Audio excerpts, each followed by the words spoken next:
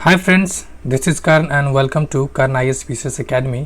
Friends, जो हम लोग शिक्षक भर्ती है तो प्रैक्टिस सेट देख रहे हैं, उसका सेट नंबर 18 है और ये रंजीत सर का यानी मिशन 50 का है। इससे पहले किरण पब्लिकेशन का सेट नंबर 1 से 20 तक अपलोड किया जा चुका है, जिसका प्लेलिस्ट अलग से बना हुआ है इसी चैनल के प्लेलिस्ट में, यानी कर्ण IAS PCS अकेडमी के यूट्यूब चैनल पे। क्वेश्चन नंबर 1, निम्न में से कौन सी चीज सिंधु घाटी की खुदाई में वाणिज्यिक और आर्थिक विकास का द्योतक है? तो मोहर से एक तरह से जो व्यापार होता था उसका ये पहचान है। क्वेश्चन नंबर 2, किन शासकों के शासन काल में अजंता और एलोरा की गुफा चित्रकला विकसित हुई थी? तो ये था चालुक्य शासक के शासनकाल में।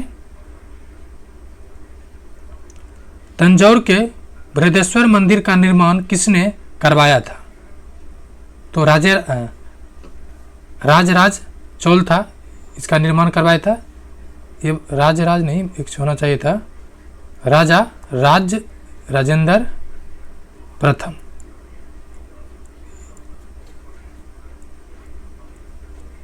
ये शिव मंदिर है, बृहदेश्वर का मंदिर। क्वेश्चन नंबर 4, जैनियों के लिए पहले तीर्थंकर कौन थे? तो ये थे पहले ऋषभदेव, और 24वें कौन थे? तो महावीर स्वामी। क्वेश्चन नंबर 5, तमिल भाषा के शिल्पाधिकारम और मणिमेखलाई नामक गौरव ग्रंथ किससे संबंधित था? तो ऑप्शन बी, बौद्ध धर्म से। जी हाँ, ये मार्क कर लें, चूँकि तमिल भाषा में बौद्ध ग्रंथ की प्रधानता रही है। उसके अलावा खुद जो बौद्ध धर्म का जो ग्रंथ लिखा गया था वो पाली में था। किस भाषा में? तो पाली में। क्वेश्चन नंबर 6, बिहार राज्य के किस पक्षी अभयारण्य में साइबेरियन पक्षी प्रवास के लिए आता है? तो ये काबर पक्षी अभयारण्य है बेगूसराय जिला में। जी हाँ, ये क्वेश्चंस दो तरह, काबर कहीं मिलेगा, कभी कन्वर मिलेगा, तो आपको दोनों ध्यान रखना क्या मिला है। और ये बेगूसराय जिला में है, और ये 66वें BPSC में जब इसको रामसर स्थल मिला था, जी हाँ, इसको रामसर साइट में शामिल किया गया। कितने नंबर का रामसर साइट है? 39वें नंबर के। क्वेश्चन नंबर 7, जनगणना 2011 के आधार पे बिहार में कुल मृत्यु दर प्रति 1000 पे कितना है? तो option A 9। Question number 8,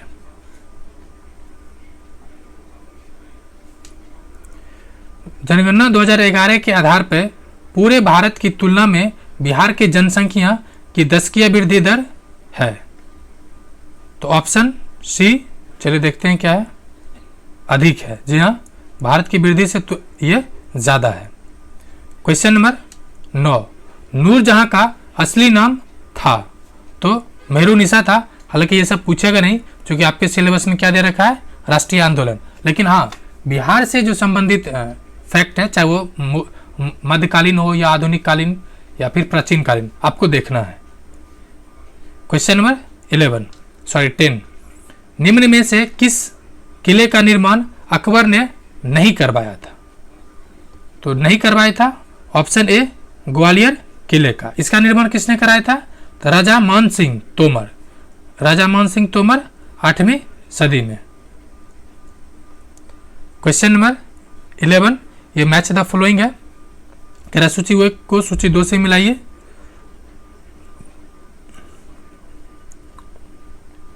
Rowlatt act, Montagu Chelmsford सुधार, एल्बर्ट बिल और 1892 का इंडियन एक्ट होगा। तो रॉलेट एक्ट क्या था? रॉलेट एक्ट था बिना वकील बिना दलील के सीधे क्या होता था? सजा मिलता था, यानी 1 का 2 होगा। बिना ज्यूरी के राजनीतिक मुकदमों पर विचारण की न्यायाधीशों की शक्ति दी गई थी। जी हाँ, 1 का 2 होगा, यानी इसका आंसर ए होगा। उसके अलावा है मॉन्टेग्यू चेम्सफोर्ड, ये 1917 में आया था। और ये एक्चुअली आया क्यों था, थोड़ा सा समझ लीजिए।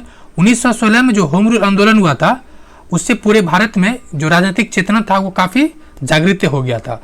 उसी को दबाने के लिए मॉन्टेग्यू चेम्सफोर्ड सुधार आया था 1917 में। ये एक्चुअली था क्या? तो ये था कि चुनाव का सिद्धांत अप्रत्यक्ष रूप से काउंसिल एक्ट, ये नहीं था, सी होगा केंद्रीय और प्रांतीय सरकारों के कार्यों के बीच स्पष्ट विभाजन, यानी क्या था, तो इसका था सी। और दूसरा क्या, इल्विट बिल, ये लॉर्ड रिपन के समय में आया था। इसमें यह था कि जो मुकदमा है ब्रिटिशर्स और भारतीय, तो भारतीय को भी ब्रिटिशर्स के मुकदमे सुनने का अधिकार दिया गया था। ठीक है, तो इसका हो जाएगा ए, यानी भारतीय मजिस्ट्रेट ब्रिटिश विषय वाले मुकदमे पर निर्णय ले सकता है। और 1892 का इंडियन एक्ट क्या है, तो चुनाव का सिद्धांत अप्रत्यक्ष रूप से काउंसिल एक्ट से व्यवहार में लाया गया था। और एक सिद्ध और था, यहाँ पे बजट पे, ठीक है, चर्चा करने का अधिकार दिया गया था, वोटिंग नहीं लेकिन चर्चा का अधिकार था, यानी इसका आंसर ए होगा। क्वेश्चन नंबर 12, निम्नलिखित वर्ष में से सविनय अवज्ञा आंदोलन आरंभ हुआ था। तो सविनय अवज्ञा आंदोलन कब आरंभ हुआ था, तो 1930 में कितने तारीख को, 6 अप्रैल 1930 को। आपके दिमाग में आया होगा सर 6 अप्रैल तो नहीं हुआ था, 12 मार्च को। जी नहीं, 12 मार्च को क्या हुआ था, तो मार्च निकला था, यानी पैदल मार्च, यानी पैदल यात्रा स्टार्ट हुआ था, जबकि आंदोलन स्टार्ट हुआ 6 अप्रैल को। मैं ये इसलिए इस पर बार बार फोकस कर रहा हूँ क्योंकि 65वें बीपीएससी में एक सवाल था कि सविनय अवज्ञा आंदोलन स्टार्ट कब हुआ। उसमें ऑप्शन था 12 मार्च भी और 6 अप्रैल भी। चूंकि गांधी जी 6 अप्रैल को डंडी जाके एक मुट्ठी नमक उठाते हैं और बोलते हैं मैंने इस कानून को तोड़ा और आप लोग भी ऐसा करिए, तो इसलिए आपको याद रखना है 6 अप्रैल। क्वेश्चन नंबर 13, लाला लाजपत राय किसके विरुद्ध प्रदर्शन कर रहे थे जब वे पुलिस बर्बरता के शिकार हुए थे। तो ये साइमन कमीशन था। क्या था, साइमन कमीशन। ऑप्शन देखते हैं कहां साइमन कमीशन दे रखा है, तो ऑप्शन डी में साइमन कमीशन। ये भारत कब आया, 1928। इसका गठन कब हुआ, 1927। किस लिए गठन हुआ, तो 1919 के एक्ट की समीक्षा के लिए। कितने वर्ष पे गठन होना था, 10 वर्ष पे। गठन कब हुआ, 27 वर्ष पे। इससे भारतीय में रोष आया। दूसरा कारण कि इसमें 7 सदस्य था, उसमें से भारतीय कितना था, तो 7/0, मतलब 7 ब्रिटिशर्स था। क्वेश्चन नंबर 14, 20 सितंबर 1932 को महात्मा गांधी ने यरबदा जेल में अमरण अनशन आरंभ किया या प्रारंभ किया। क्यों किया था, तो जो रेमजे मैकडोनाल्ड के द्वारा जो सांप्रदायिक अवार्ड या सांप्रदायिक पंचायत घोषणा किया गया था उसके विरोध में। ठीक है, ये घोषणा कब किया गया था, तो 16 अगस्त को, 16 अगस्त 1932 को। ये भी ध्यान रखना है। ठीक है, क्वेश्चन नंबर 15, आगरा को स्वतंत्रता देने का ब्रिटिश विचार किस कारण बदल गया। तो उसका कारण था कि द्वितीय विश्व युद्ध के प्रभाव के कारण, जी हाँ, ब्रिटेन की सरकार के बदलने के कारण, जी हाँ, और भारत के राष्ट्रीयता के बढ़ते हुए ज्वर जो था, मतलब विरोध के कारण, यानी उपरोक्त तीनों कथन सत्य है। आंसर डी होगा। क्वेश्चन नंबर 16, सुभाष चंद्र बोस ने कांग्रेस की अध्यक्षता से त्यागपत्र दिया था। तो 39 में। ठीक है, ये कांग्रेस का कौन सा अधिवेशन था, ये भी पूछा जाता है। तो 52वां अधिवेशन था। ठीक है, हुआ कब था, तो मार्च 1939 में। उससे पहले हरिपुरा अधिवेशन था 38 में। जी हाँ, हरिपुरा में भी वो अध्यक्ष थे, लेकिन 39 में हराए किसको थे, तो गांधी के उम्मीदवार पट्टाभी सीतारमैया को। रिजाइन क्यों दे दिए, क्योंकि गांधी जी और इनसे मेल नहीं खा रहा था कैबिनेट कमेटी को लेकर। क्वेश्चन नंबर 17, वह अमेरिकी प्रशासक जो भारत छोड़ो आंदोलन के समय महात्मा गांधी के साथ थे, वह कौन था। तो ऑप्शन ए लुइस फिशर था, इसके मतलब गांधी जी के साथ। कब हुआ आंदोलन, तो 8 अगस्त 1942। इससे संबंधित महत्वपूर्ण घटना तो कौन सा है, तो आजाद दस्ता का गठन, उसके अलावा जयप्रकाश नारायण का भारतीय परिदृश्य में उदय होना। क्वेश्चन नंबर 18, आजाद हिंद फौज के संस्थापक कौन थे। तो संस्थापक थे सुभाष चंद्र बोस जी। कब गठन हुआ था, तो जून 1943 में। जून 1943 में टोक्यो पहुंचे। उसके बाद रासबिहारी बोस के साथ सुभाष चंद्र बोस ने भारतीय पक्ष में एक लीग का गठन करना चाहते थे, और सुभाष चंद्र बोस को, मतलब जो रासबिहारी बोस थे, कमान दे देते हैं। और मार्च 1942 में रासबिहारी बोस टोक्यो में सम्मेलन का आयोजन किया। जिसके बाद से ही इसका गठन किया गया 1943 में। क्वेश्चन ये है 19 और ये क्या करा है, क्रम के अनुसार व्यवस्थित कीजिए। तो सबसे पहला क्या है, गांधी इरविन। सबसे पहले आपको याद क्या है, तो याद आपको होगा असहयोग आंदोलन, ये कब है 1920 में। उसके अलावा साइमन कमीशन 1928-27 जो भी ऑप्शन जाए, पूना पैक्ट और गांधी इरविन समझौता। तो पूना पैक्ट बाद में होता है, गांधी इरविन समझौता पहले होता है। ठीक है, ऑप्शन देखते हैं।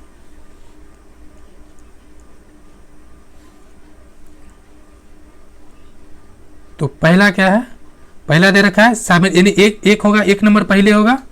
तो जो एक नंबर पहले होगा तो ऑप्शन नहीं, सॉरी, असहयोग आंदोलन है 1920 पहले होगा, एक नहीं 2 नंबर पहले होगा। तो 2 नंबर पहले होगा तो आंसर क्या हो जाएगा, एक नहीं तो 4। तो इसका आंसर होगा 4, यानी 2 फिर 1 हो जाएगा। असहयोग साइमन कमीशन 1928, 2 1 यानी आंसर हो जाएगा 4। ठीक है, हुआ था, ये पूछा गया कई एग्जाम में, ये कब हुआ था, तो 5 मार्च, इस डेट को याद कर ले, 5 मार्च 1931 को, 5 मार्च 1931 को। ठीक है, और पुणे में जो गांधी जी अनशन पर गए थे, कब एरबदा जेल पे, तो ये मंडल ये था 20 सितंबर 1932। इसमें आप एलिमिनेशन ट्रिक लगाइए, आसानी से आंसर पिक हो जाएगा। क्वेश्चन नंबर 20, भारत की आज़ादी के समय अंतिम क्षणों के कुछ स्थानीय राज्यों में भारत या पाकिस्तान दोनों में से किसी संघ में शामिल होने से इनकार कर दिया था।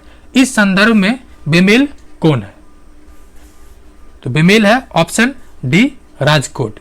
यानी बेमेल किस आधार पर है, तो बेमेल इस आधार पर है कि त्रावणकोर, हैदराबाद और जूनागढ़ ये तीनों अपने आप को स्वतंत्र बनाए रखने का प्रयास किया था। हित में से कौन से बराबर वर्षा वाले स्थानों को जोड़ने वाली रेखा को दर्शाता है, तो आइसोहाइड्स, ऑप्शन डी आइसोहाइड्स। क्वेश्चन नंबर 22 कह रहा है, किसी विशाल झरने की तली में पानी का तापक्रम उसके सबसे ऊपरी भाग की तुलना में अधिक होता है, क्योंकि गिरते हुए पानी की गति ऊर्जा उष्मा ऊर्जा में बदल जाता है।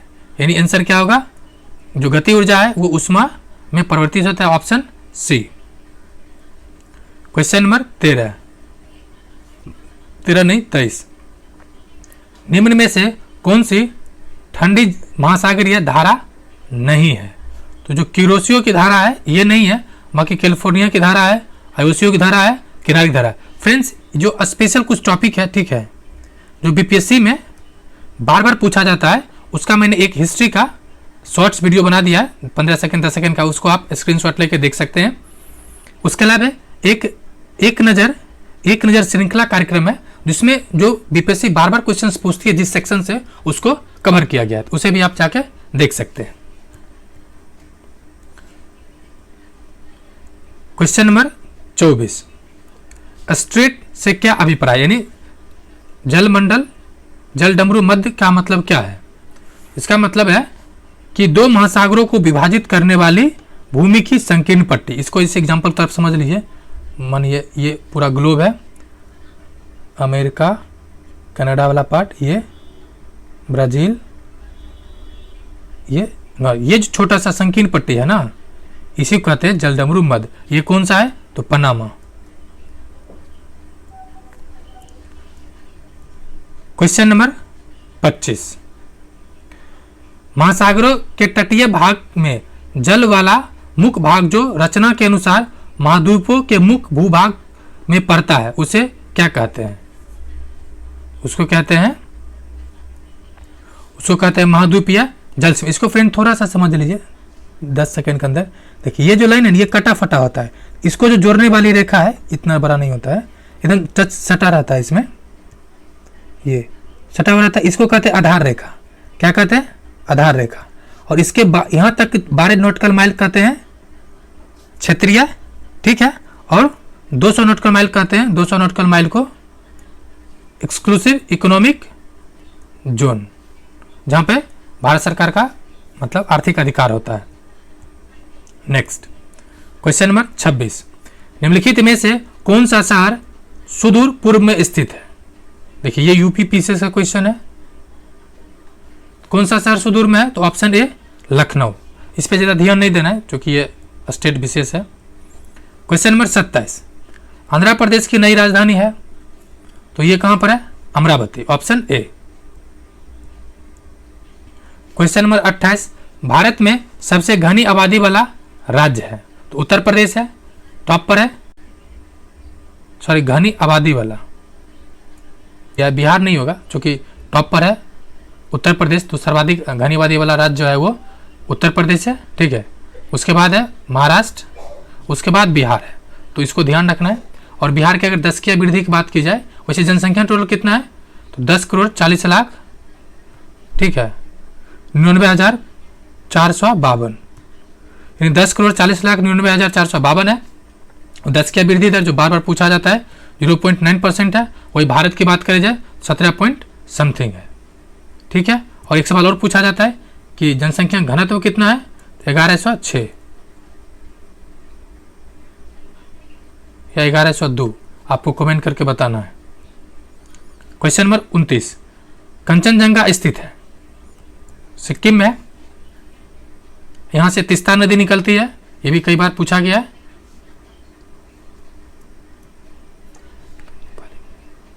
क्वेश्चन नंबर 30, पश्चिम बंगाल की सीमाएं कितनी देशों के साथ लगती है? तो ये 3 देशों के साथ लगती है। कौन कौन?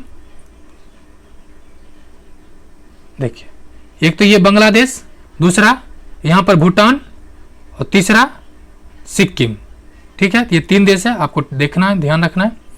क्वेश्चन नंबर 31, भारत के ध्रुव पूर्व और पश्चिम छोरों का समय अंतर कितना है? तो 2 घंटे का लगभग, ऑप्शन सी है। उत्तर से पूर्व पश्चिम के बीच, यानी ये जो है मतलब गुजरात का कौन? गुहारमाथा जो सबसे दक्षिणतम बिंदु है, और अरुणाचल प्रदेश का किबिथु, ये दोनों दक्षिणतम बिंदु है, और पश्चिम मतलब पूर्विस्ट ईस्टर्न और वेस्टर्न का पॉइंट है, आखिर पॉइंट। अब देखिए इस दोनों के बीच में कितना है? तो 68 डिग्री 7 मिनट से 97 डिग्री 25 मिनट तक है। इस दोनों का अंतर निकालिएगा तो लगभग 30 डिग्री आएगा, और 1 डिग्री बराबर कितना मिनट होता है? 4। तो इस तरह से आप देखिएगा तो लगभग 2 घंटा आंसर आएगा। नेक्स्ट फ्रेंड्स, अगर आपने चैनल पे नए हैं और चैनल को सब्सक्राइब नहीं किए, प्लीज़ चैनल को सब्सक्राइब कर लें, बेल आइकन को हिट कर लें, और साथ ही साथ आप लाइक बटन भी प्रेस कर दें, अच्छा लगता है। क्वेश्चन नंबर 32, अधिकतम राज्यों के साथ सीमा स्पर्श करने वाले राज्य का नाम है। यह है उत्तर प्रदेश। जी हाँ, कितना राज्य टच करता है? तो राज्य की बात की जाए तो 8 राज्य से टच करता है, लेकिन अगर इसी को केंद्र शासित प्रदेश ऐड कर दिया जाए तो 9 हो जाए, यानी राज्य और केंद्र शासित प्रदेश मिला के टोटल कितना से 9 राज्य को टच करता है। और 9 राज्य ही हैं जो भारत के जो मतलब समुद्र को भी टच करता है। तो इस ट्रिक बना सकते हैं। एक सवाल और है फ्रेंड्स, आपको कमेंट करके बताना है कि भारत का सबसे उत्तरी राज्य कौन सा है। फिर से सुन लीजिए सवाल, और आपको कमेंट करके बताना है भारत का सबसे उत्तरी राज्य कौन सा है। नेक्स्ट क्वेश्चन नंबर 33, निम्नलिखित में से कौन सा देश 8 डिग्री 4 मिनट उत्तरी अक्षांश से 37 डिग्री 6 मिनट उत्तरी अक्षांश के बीच स्थित है? यह है भारत। क्वेश्चन नंबर 34, निम्न में से कौन सा राज्य अपनी सीमा हरियाणा से साझा नहीं करता है? तो जो नहीं करता है वो है Madhya Pradesh. Next question number 35, निम्नलिखित भारतीय राज्यों में से कौन सा लगभग इतना बड़ा है जितना कि यूरोप का राष्ट्र पोलैंड है? यह है ऑप्शन सी महाराष्ट्र। क्या है? महाराष्ट्र। और जितना यूपी का जनसंख्या है उतना पाकिस्तान का भी जनसंख्या है। अमेरिका की जनसंख्या कितना है? 33 करोड़। 33 करोड़। क्वेश्चन नंबर 36, कौन सी विनियमन यानी रेगुलेशन दर रेट जिसमें किसी विदेशी मुद्रा के एक यूनिट को घरेलू मुद्रा के परिप्रेक्ष्य में परिभाषित किया जाता है?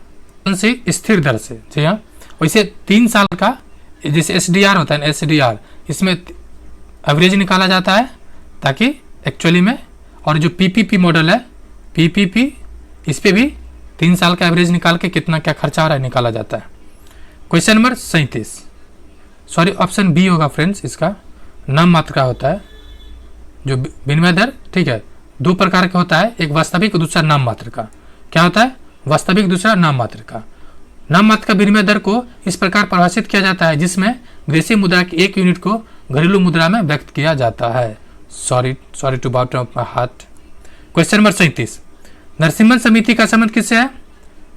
तो नरसिम्हन कृषि से है, सॉरी बैंकिंग से है। नरसिम्हन का संबंध किससे है?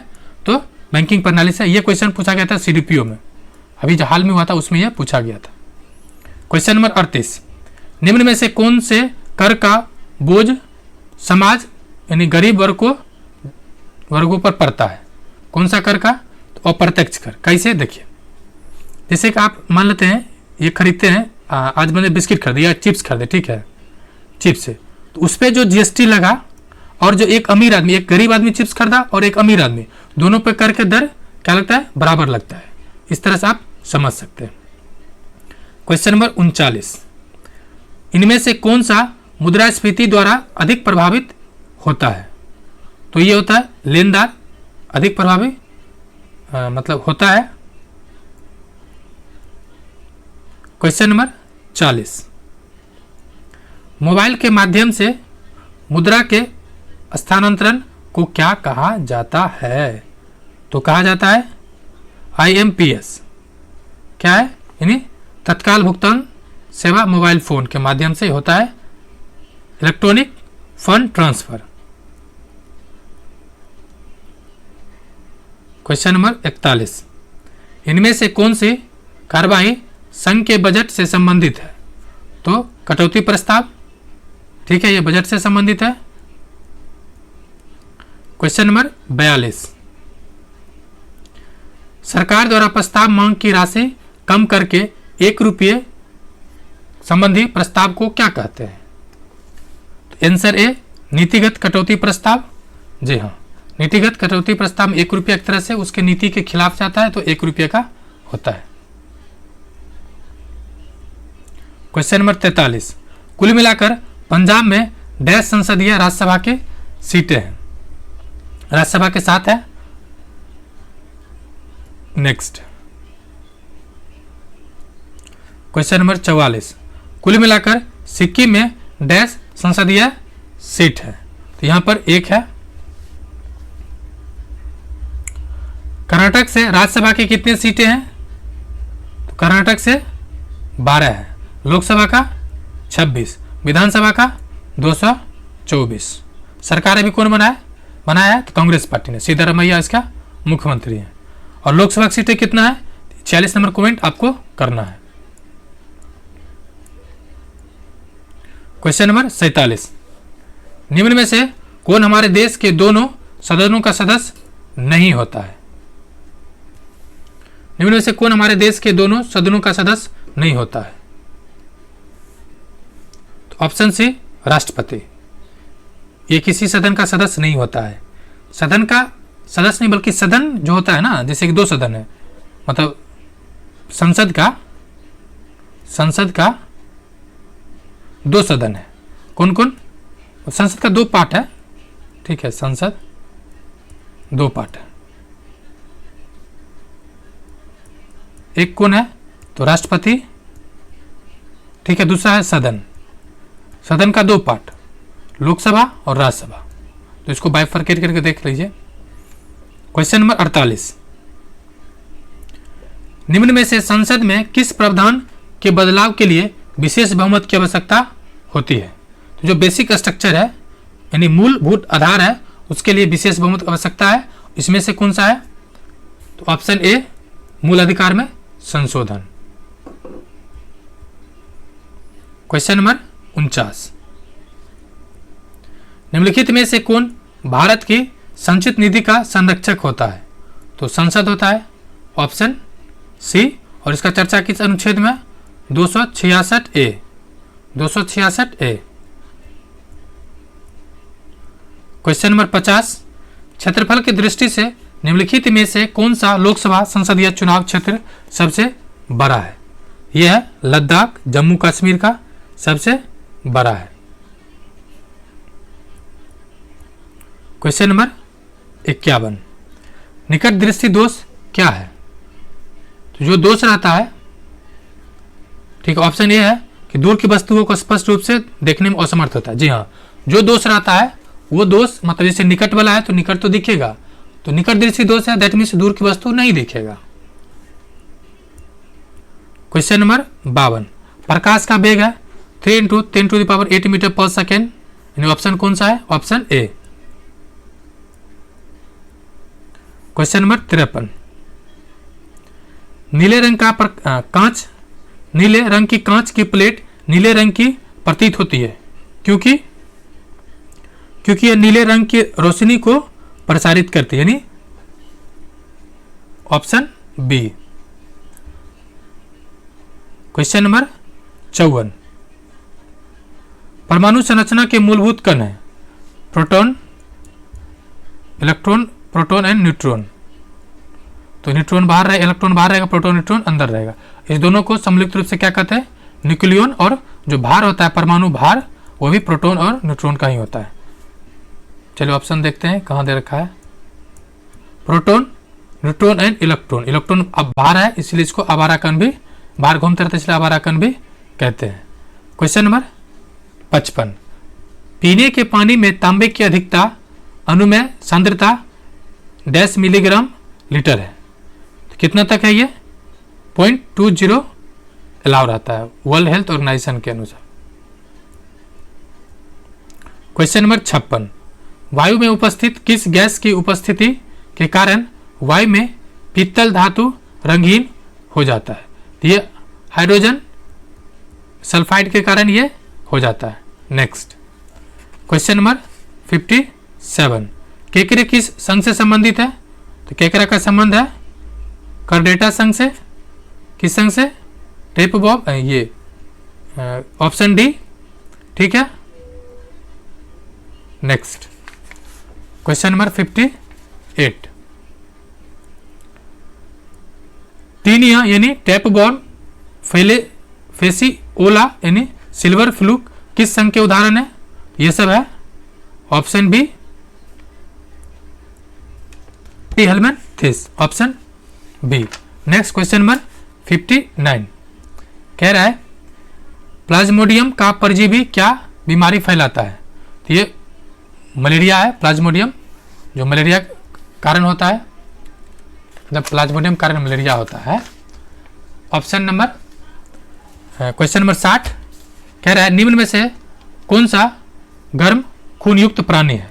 किसका ब्लड हॉट ब्लडर है? तो ऑप्शन ए है व्हेल, यानी गर्म खून वाले जानवर से जानवर जो वायु वातावरण प्रभाव या बदलाव से अप्रभावित रहता है, ठीक है। Next question number 61, Azad Hind फौज के निर्माण की घोषणा की गई थी? तो ये ऑप्शन सी है अक्टूबर 1943। Question number 62, Akhil Bharatiya Congress committee ने भारत छोड़ो प्रस्ताव पारित किया 1942 में। क्वेश्चन नंबर 63, महात्मा गांधी तथा उनके सहयोगियों को 1942 में हुई धरपकड़ से बिहार में दंगे हुई, इनमें से रेल सेवा पूर्ण रूप से ठप हो गया था। ये प्रीवियस ईयर है, PYQ है। तो अधिकतम प्रभावित कहाँ हुआ था? तो ऑप्शन सी, पटना में। कहाँ पे?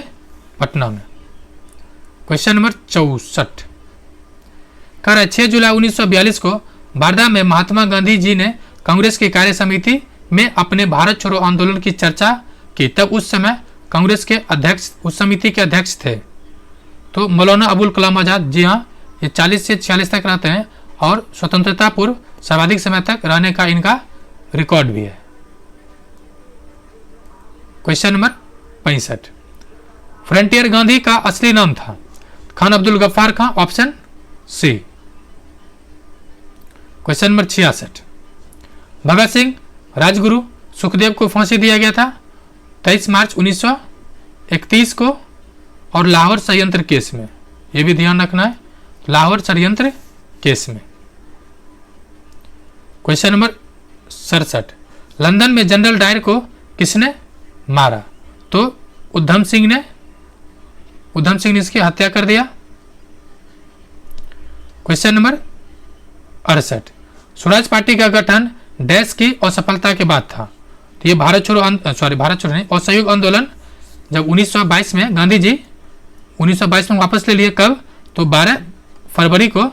उसके बाद मोतीलाल नेहरू और CR दास ने स्वराज पार्टी का गठन किया था। क्वेश्चन नंबर 69, INA की स्थापना फॉर्म हुई थी, कहाँ हुआ था?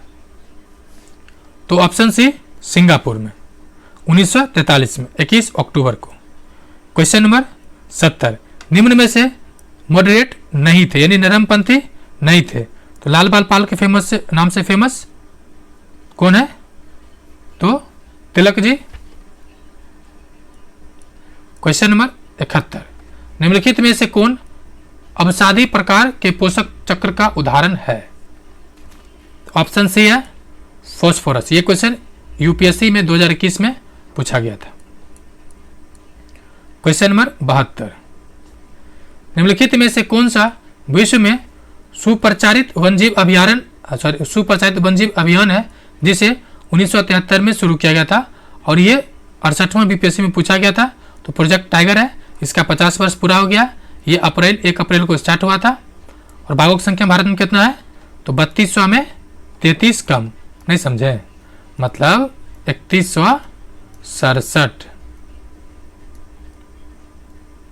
क्वेश्चन नंबर 73, सजीव रूपांतरित जीवों को सुरक्षित संचालन और परिवहन किस अंतर्राष्ट्रीय समझौते के माध्यम से किया गया था? तो ऑप्शन मतलब इसका कार्टोजिना होता है। ये कार्टोजिना प्रोटोकॉल है जो मतलब कि BT कॉटन है उस तरह से रिलेटेड है, यानी ऑप्शन सी होगा कार्टोजिना प्रोटोकॉल। क्वेश्चन नंबर 74, हाथी परियोजना कब आरंभ हुआ था? तो 92 में। 92 में कब हुआ था? तो 92 में हुआ था। बस इसमें आंसर लेकिन फ्रेंड्स गलत दे रखा है। इसका आंसर दे रखा है बी, जो कि गलत है। हुआ था 92 में। ठीक है, आपको अप्रैल में हुआ था या फरवरी में, वैसे आपको ध्यान रखना ये आंसर। 75, एकाधिक खाद्य श्रृंखला के किसी स्तर पर मिलने से क्या बनता है? एक से अधिक खाद्य श्रृंखला के मिलने से तो एक तरह से वो चेन हो जाएगा। तो ऑप्शन बी, जाल, यानी खाद्य जाल। ठीक है, खाद्य जाल हो जाएगा। क्वेश्चन नंबर 76, भारत के वन प्राणियों के संदर्भ में फ्लाइंग फॉक्स यानी उड़ने वाली लोमड़ी क्या है? यह है ऑप्शन ए, एक चमगादड़। Next question number 76। अब देखिए 76 दो दे रखा ऑप्शन। ठीक है, क्वेश्चन नंबर 276, लेकिन टेंशन मत लीजिए, इसको कर लीजिए 77। कह रहा है अबोहर वन्यजीव अभयारण्य किस प्रदेश में है? तो ये ऑप्शन ए, पंजाब में है। क्वेश्चन नंबर 78, महासागर में पाए जाने वाले प्रवाल भित्तियों के विरंजन का कारण क्या है? तो प्रदूषण है, ग्लोबल वार्मिंग है, या इससे जो लाइकेन है मतलब अलगी है ये डेथ हो जा रहा है, तो इसके वजह से इसमें समस्या बन रहा है। क्वेश्चन नंबर 79, पर्यावरण एवं वन मंत्रालय का सृजन कब किया गया था? तो 1985 में किया गया था। क्वेश्चन नंबर 80, पर्यावरण को विकास के साथ कब जोड़ा गया? यह जोड़ा गया था चौथा पंचवर्षीय योजना में।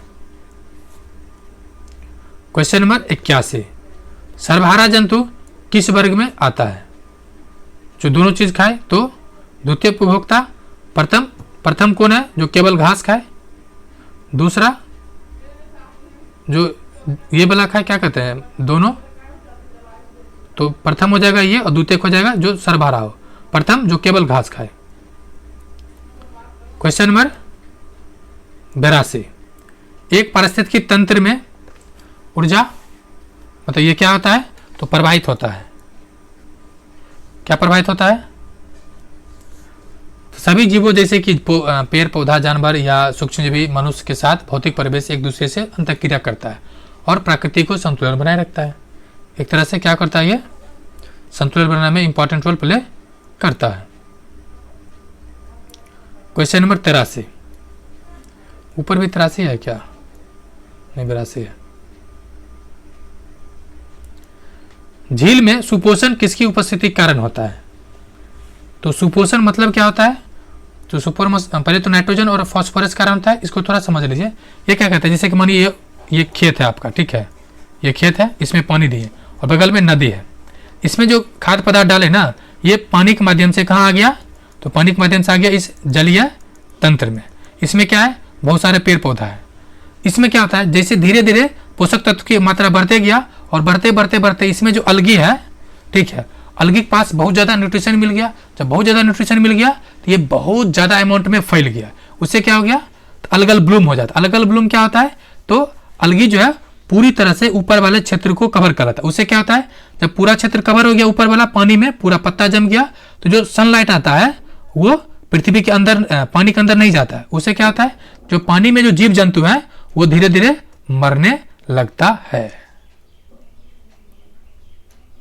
एक पारिस्थितिकी तंत्र में सम्मिलित होता है। ऑप्शन बी सजीव और भौतिक कारक।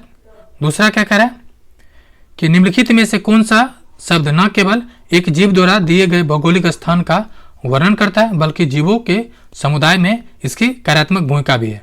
यह पारिस्थितिकी कर्मता। क्वेश्चन नंबर 86, एक झील में दूसरा पोषण स्तर है तो पशु पलवक। क्वेश्चन नंबर 87, कौन सा स्वदेशी समुदाय गैलिथिया खाड़ी वन्यजीव अभयारण्य को अपना निवास करता है?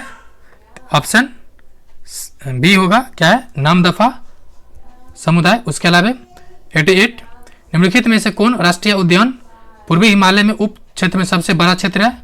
यह भी नामदफा राष्ट्रीय उद्यान ही है। क्वेश्चन नंबर 89 कह रहा है भारत में जल प्रदूषण निरोध एवं नियंत्रण अधिनियम कब पारित किया गया? ऑप्शन डी 1974 को। और यह है कार्बन क्रेडिट। क्या है? तो ये उत्सर्जन, नियमित उत्सर्जन और वास्तविक उत्सर्जन के बीच का अंतर, इसको ऐसे समझिए, जैसे किसी को 20 टन उत्सर्जन करना था, ठीक है, एक व्यक्ति क्या किया, 20 टन उत्सर्जन किया, यानी इसका पूरी क्षमता भर उपयोग कर लिया। दूसरा व्यक्ति है 25 टन उपयोग किया, उत्सर्जन किया, मतलब क्या हुआ कि ये 5 ज़्यादा कर लिया। तीसरा व्यक्ति है 15 किया, यानी ये क्या किया, 5 कम किया। तो ये जो है ना, वास्तविक होना कितना चाहिए था 20, और ये कितना किया, 5 ज़्यादा, तो ये 5 टन ज़्यादा कर लिया, और ये क्या किया, 5 टन कम। तो जो कम किया है वही गैपिंग जो है उसी को कहते हैं कार्बन क्रेडिट। फ्रेंड्स, ये वीडियो देखने के लिए शुक्रिया एंड जय हिंद।